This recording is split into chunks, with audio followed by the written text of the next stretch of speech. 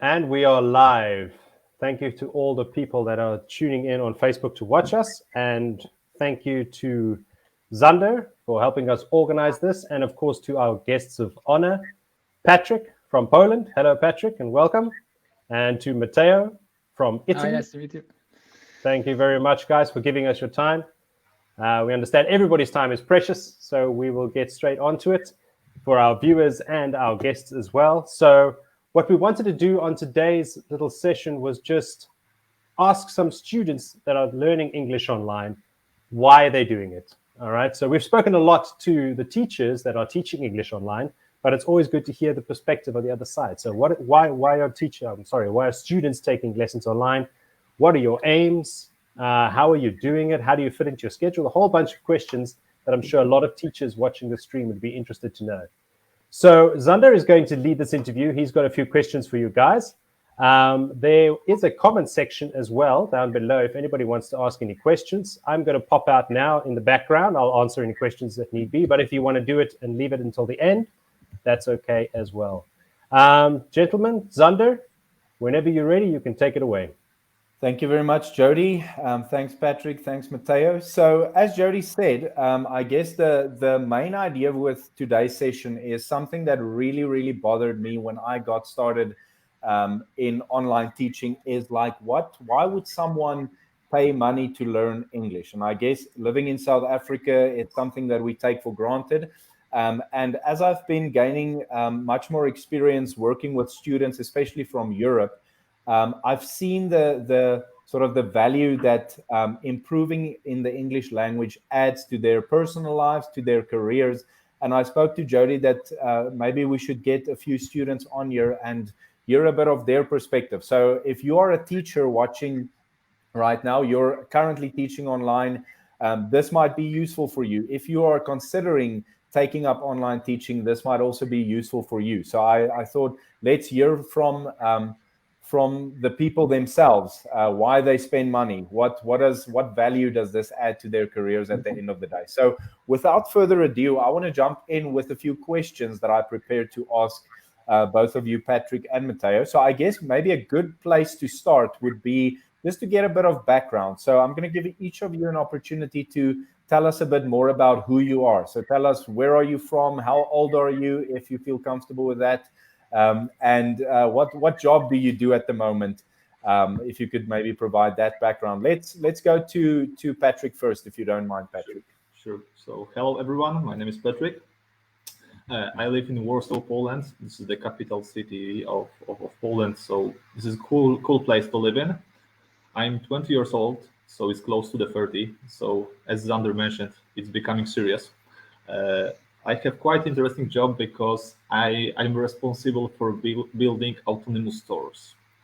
And what is autonomous store? I understand autonomous store as a store without people, about store which is powered by AI recognition system. So this is very interesting technology.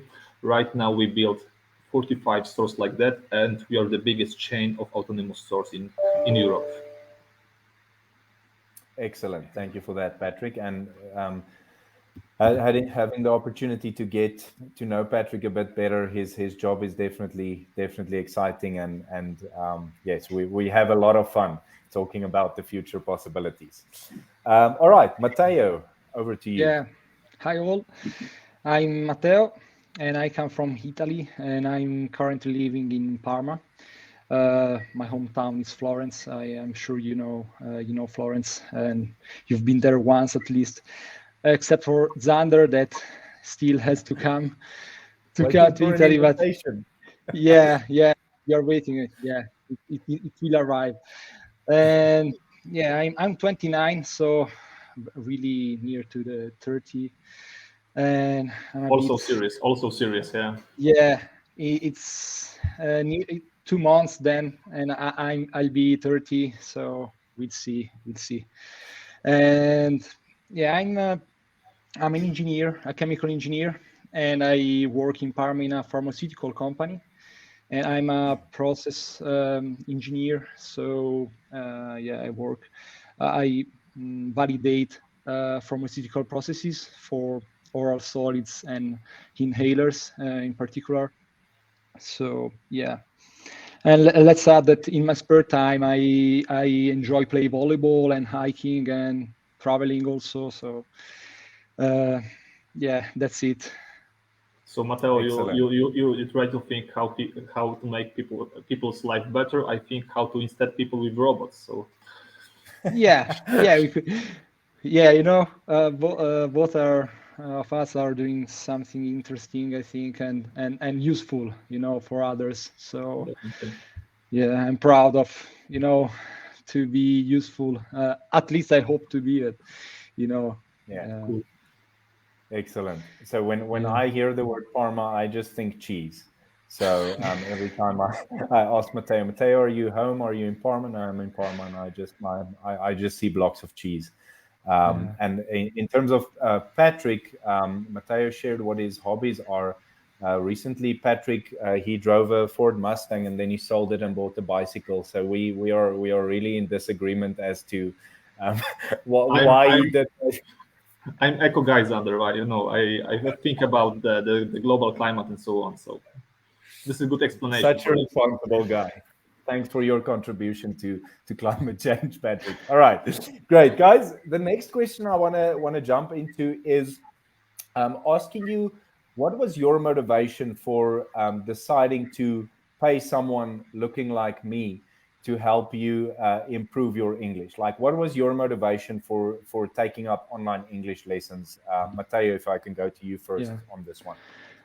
Yeah. Let's say for me, it all started since I took part in an Erasmus program in Copenhagen. I have been there for 6 months, and there I realized that how English is important, how being confident with English is important to to speak to other people from different countries and to really say what I'm thinking, because English for me is not a mother tongue, so I'm always thinking about what to say and then trying to build the correct sentence, using the correct words, and often I'm not able to do that, and that's where all started. There I realized that English is really important, either for personal life than for professional life, and that's why I started. And the aim, obviously, is to be independent as a person, as a worker, as a traveler. That's my goal. So when I travel and I meet new people, my aim is really to to be confident in speaking and say exactly what I think, and using the words that I'm thinking in Italian first, and then trying to to transform in English, and that's why I started attending lessons of English, and I started from a traditional school of English. Then I turned to online classes. Yeah. So yeah, then maybe we Uh, can talk about mhm. that change Yeah, maybe. absolutely. Yes. And Matteo, you had like in Italy at school, you do have English classes at school. Yes, we have, but it's when you finish high school, you barely are able to say very basic sentences. You are not independent, you are not fluent, and that is a problem in Italy because English is not taken too seriously, and if you are not trying to do something by yourself, it's difficult to be confident with English coming out from school. So you should really do something like attending lessons, pay pay for but I can it's a agree with problem. you. Yeah. I agree with you, Matteo, because I think this is a big problem of system. how we are taught English in school, because in Poland we Yeah. also start to learn English very early, but we learn a lot about the grammar, vocabulary, but we avoid talking. Yeah. And this is a big problem, because I think English, speaking in different languages, about talking, about communication. So if you want to feel more confident every day, you have to start talking. And if you don't have that opportunity in school, in terms of me, I started to do it by myself. So I find tutor online and try to talk as much as possible on each possible topic. Yeah. Excellent. Totally agree. Very, very good. And Patryk, if you can maybe transition into your initial motivation for going online and finding someone, what does this mean for your life personally, for your career? Okay, so first point was as I said, my dissatisfaction connected with the system of how we are taught. Second point, in some moment of your career, you think about getting promotion. If you get promotion, you do some more advanced things, and definitely you need English to do some global business. And always I was good at talking about my profession. I wasn't good in talking about some everyday things, about some small talks. I don't feel confident. So I want to be cool guys, not only during the meetings, but also beyond the meetings. So it was the first thing. I also think about the future, and maybe you remember there was something like COVID pandemic. And if COVID brings something good to us, it shows that it's very easy to work remotely in global companies. So if you want to work in global companies, English will be your first language. So in terms of the future of my career, I think it can be also very beneficial. And last point, I like to know more. And if you want to learn more, find new things, I think English is very beneficial, because most interesting, most valuable source of knowledge are in English. Definitely, it can help you to find new horizons, to read better books, to read better movies, documents, and so on. Yeah, excellent. And Patryk, if you can maybe, if I can double up on the next question, what has been your experience so far? So I can't remember, like you and I have been taking lessons, I think, since July last year. Did you have a tutor before me? What has been your experience since you made the decision to go online and take online lessons? What has been your experience with that? Sure.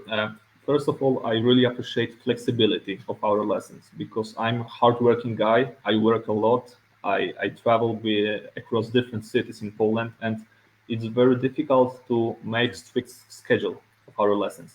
I like the flexibility. I like that if I have free time, I can book a lesson, and still we can make it 3 times a week, 2 times a week, and yeah, it's cool. I also like that way of our lessons are one-to-one. So the formula of the meeting, formula of our lessons is tailor-made for me. I really like it. And yes, we started about 1 year ago. And what I like a lot, that we change formula of our lessons many times. So, for example, 1 week ago, I have some ultimate challenge in my career. I have big presentation in the Amsterdam. It was really huge. The audience was about 1,000 people in the amphitheater in Amsterdam. And it was our ultimate goal. We can focus on that. We practiced this presentation. And thanks to that, this presentation was a big success for me. And okay, it's about the pros and about cons. I think that you have to be well-disciplined person, because it's really easy to skip lesson when you are the owner of the schedule. Flexibility is cool, but also requires a lot of discipline from you. Such good points, Patryk. I have to say, like when I think it was last week, I think your presentation was on Tuesday or Wednesday, when you sent me the picture of the stage was huge, like what you said, a 10-meter screen behind you. I was like, it's a privilege to be part of that and to have added a small part of that. But that put things into perspective for me in terms of our journey together, is that, wow, okay, I need to make sure that I keep taking this seriously, because it means a lot to your career and your future as well. Matteo, you and I, we've been taking lessons together, I think, since April last year. So you're definitely one of the veterans that I have. And I really do enjoy our classes together. But in your opinion, what would you say has been your experience, the good and the bad? Yeah, like I totally agree with Patrick about pros and cons. And about flexibility, I would like to add that the flexibility also that you can attend the lessons from everywhere. So, for example, I travel a lot, even not for working reasons, but I'm living in Parma, but I come back to my parents some weekends. And I visit people, but then I can attend lessons from everywhere. So that is a great thing, And yeah, and another thing, in my opinion, is that it's kind of cheap compared to the traditional English schools, because I attending classes in an English school, and it's really expensive, like, and in general you are in classes of more students, so you are one teacher and 5-6 students, so you speak only a few minutes in an hour, and you don't have really the chance to speak a lot, while online lessons you are one-to-one and you have the chance to speak at least half of the time. And yeah, and let's say another great thing is that you can have one-to-one lessons with different teachers. So teachers with different accent.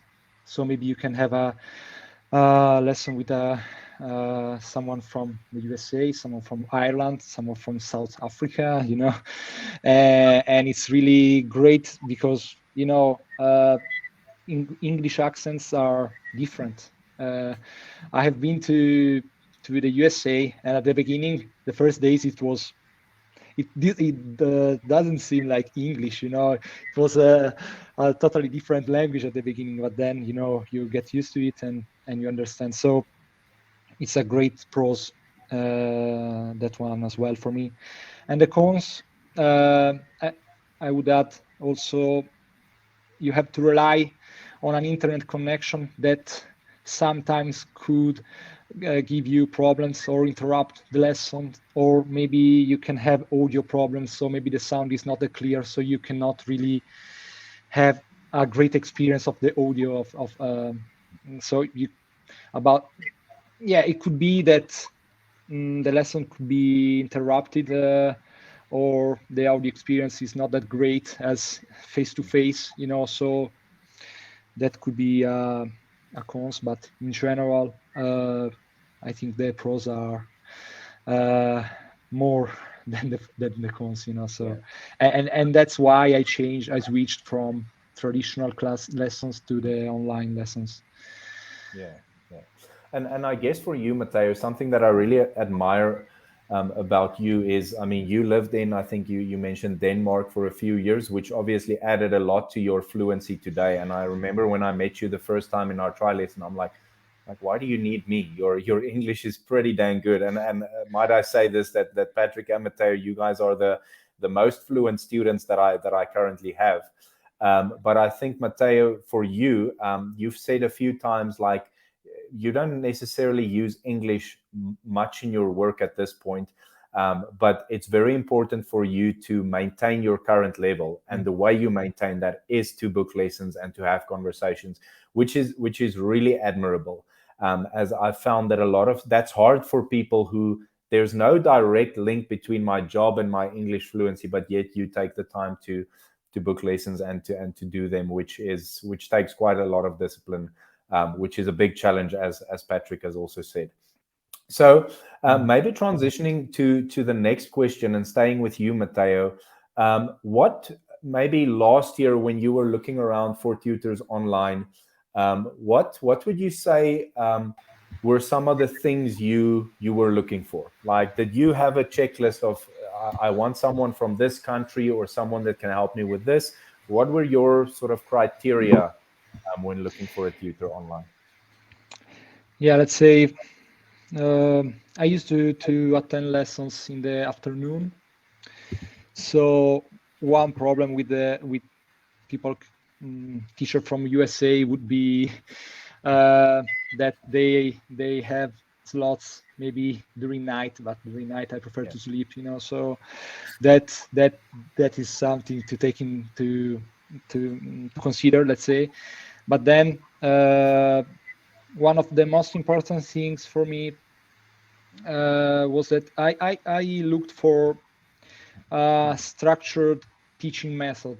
So yeah, I like to have a conversation, but I also like to see that we are trying to fix the mistakes, and that we're trying to broaden the vocabulary, try to advance, you know, and have a sort of review in order to, you know, to see if I'm still making the same mistakes, you know. So well done for correcting that mistake. Yeah. And we did take some time to appreciate you recognizing make and do. Yeah. Excellent. Yeah. You know, and then obviously I was searching for a teacher that was also, you know, cool one, a funny one. I was not, and also someone,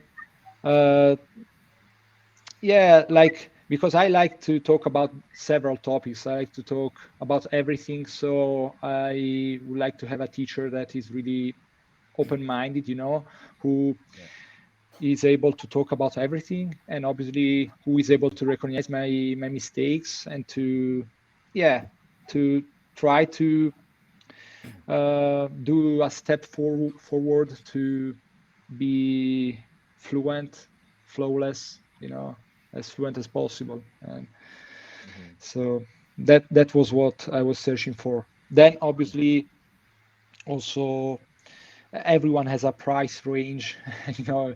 So that was also a variable that I put into the, you know, the searching criteria.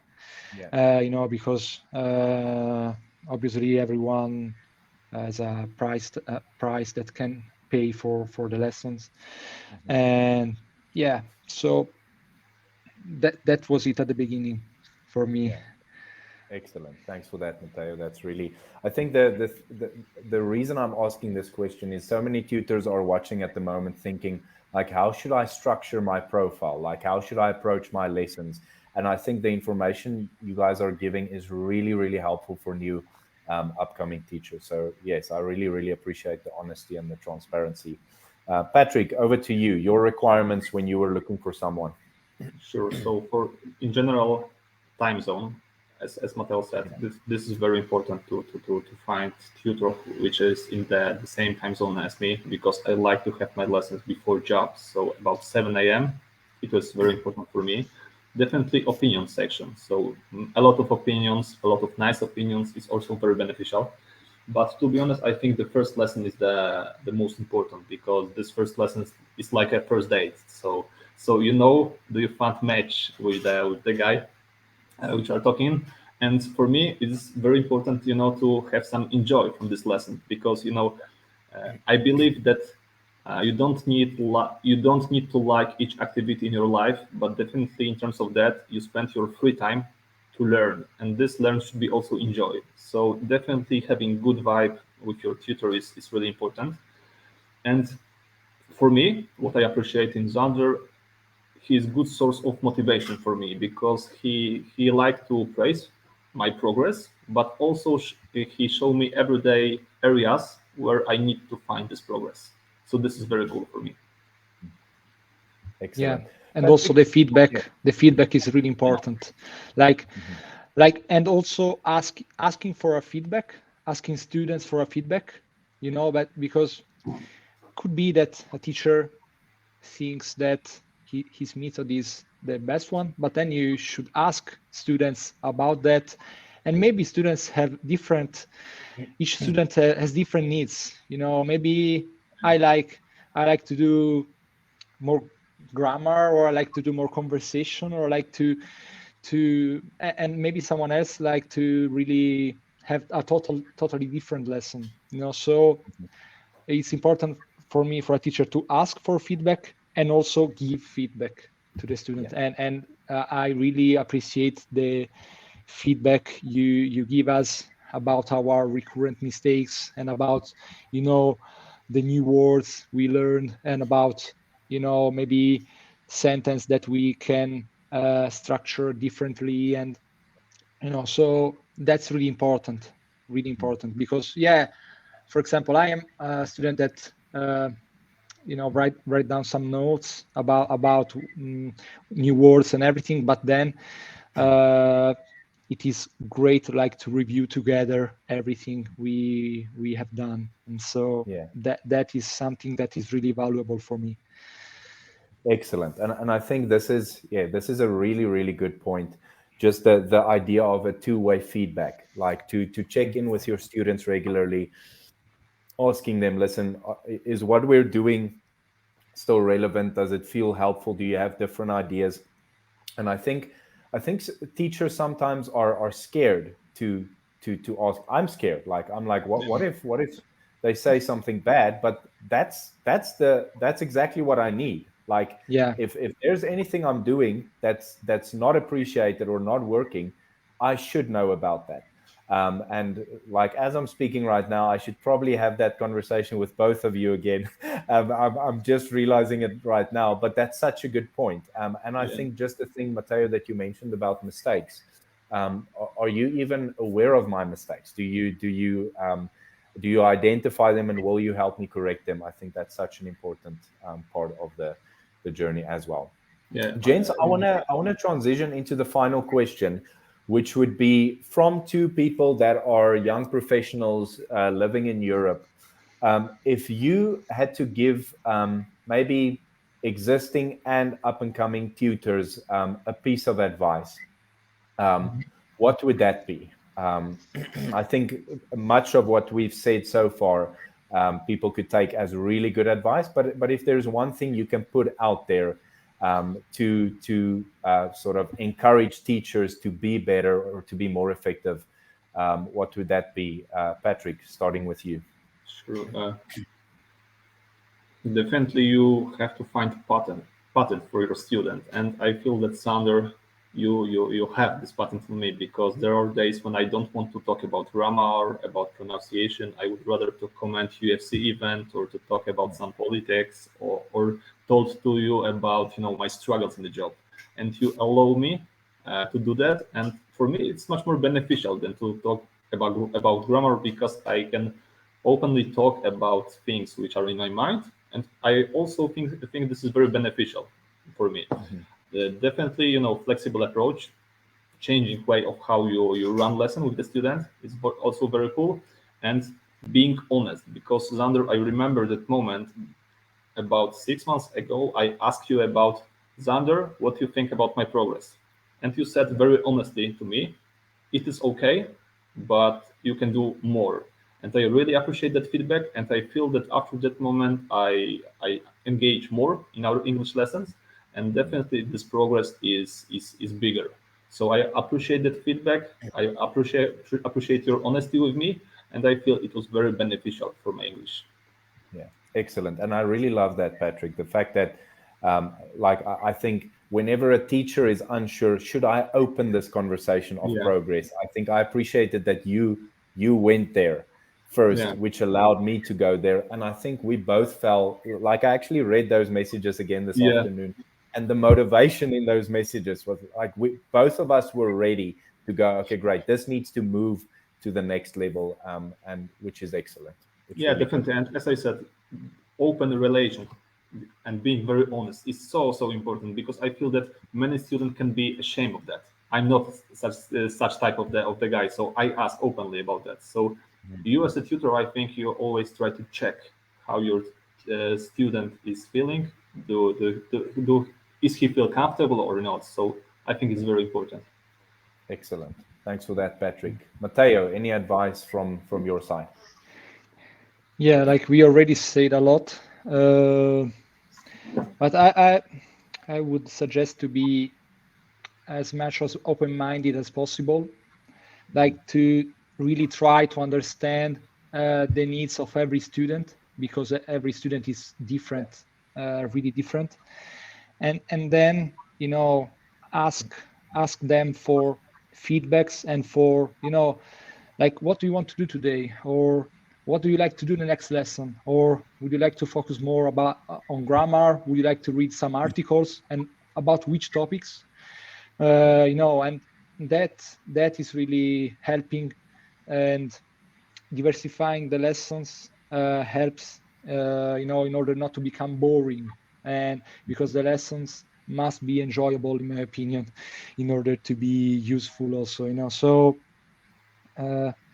as a tutor, I would really try to understand the student needs and interests, and then try to prepare a lesson that is suited for that student, because I think also you, Xander, I think you can, like, you see that every student is different, maybe, yeah, and every day is different. Maybe like, for example, there are, as Patryk said, there are days in which you just want to talk about basic things. You don't want to get that deep in grammar or difficult topics. Maybe you just came back from work and you want just to to have a talk about something basic, something not that complicated, so that would be my advice. That's like, this is actually something in the mentorship program with new tutors as we're training them. This is literally an example that we use. And it's so good hearing both of you say this, that sometimes you have a really bad day at work. You're on your way home, you have a lesson, and you're like, if it's not enjoyable, that's like, I'm canceling it without thinking twice about it. So there has to be a good balance of enjoyment, but also usefulness to the student as well.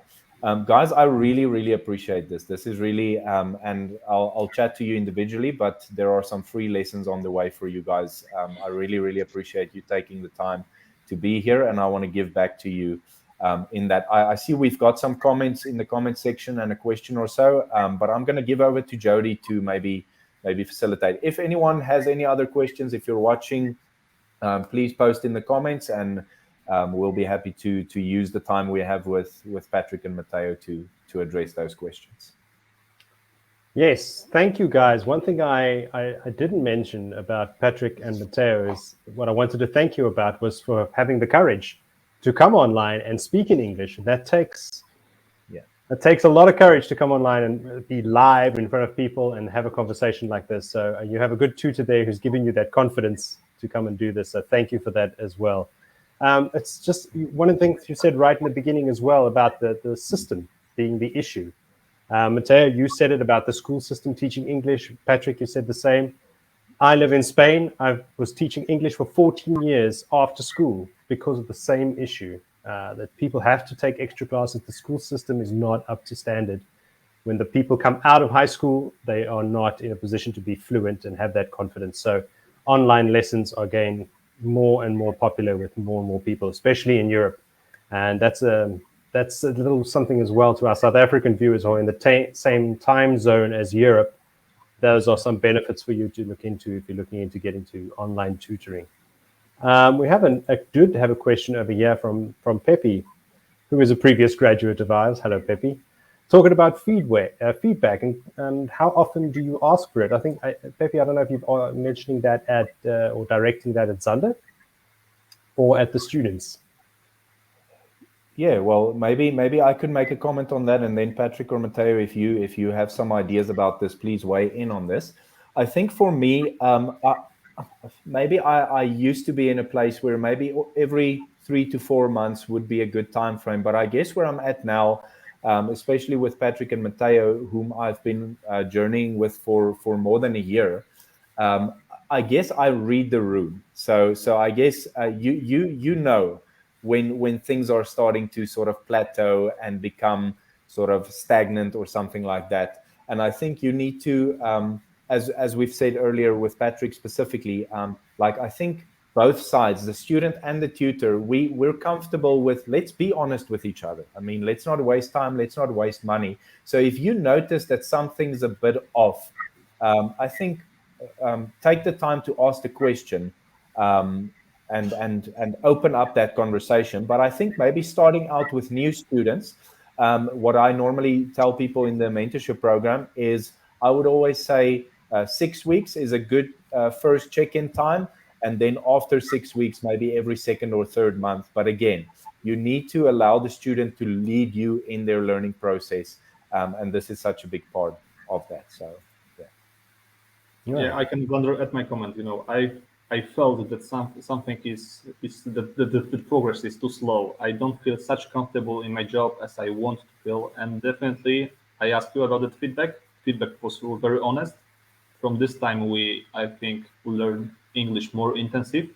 And as I mentioned last week, we have ultimate challenge, which is this presentation in the Amsterdam. And I feel that I rocked with this presentation. I feel so comfortable with that, and I feel that those 6 months are very useful for me, very beneficial for my English. Yeah. I think another topic. Sorry, Zander. Another topic that. A short comment in terms of, I think we're not saying that when the conversation comes up, as Patryk said, that the progress is too slow. That doesn't mean we've been wasting time. It just means that the dynamic of our lesson is progressing into something different. The need is changing. And that's normal. So there might be some months where a student feels like I need conversation now and I need feedback. And that might change after 3 months to go into, listen, I feel like we need to put a bit more focus. And then eventually it might go back to, okay, let's go back to conversation. And that's why you need to have these conversations with your students. And that does actually lead me into my final point, is that from a perspective of a newly qualified tutor that Zanli is mentioning over here in the comments, finding this very interesting is that a lot of new tutors don't expect this flexibility and this this dynamic class structure that we've been mentioning. A lot of people have this mentality that when you go into English teaching, you've been reading a book to a student every single day, going through exercises. But now we can get an inside view about what the students actually want, and then how interesting and dynamic your classes can be with your students. It really is a rewarding career. Zander, if you don't have anything else, I don't want to keep everybody too long. Gentlemen, all of the gentlemen, Patryk, Matteo, Zander, thank you so much for your time. I don't know, Patryk or Matteo, if you've got one more question or one more comment to make before we jump out. No, from my point of view, it was a pleasure. Thanks to have opportunity to discuss with you. Yeah, for me too. Thank you very much, everyone. All right, thank you, guys. And to the people that joined us live, thank you very much for giving us your time.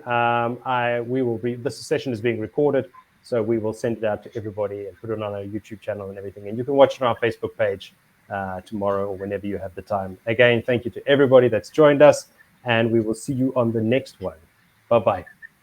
Cheers, Thank everyone. You. Bye. Cheers, everyone. Bye.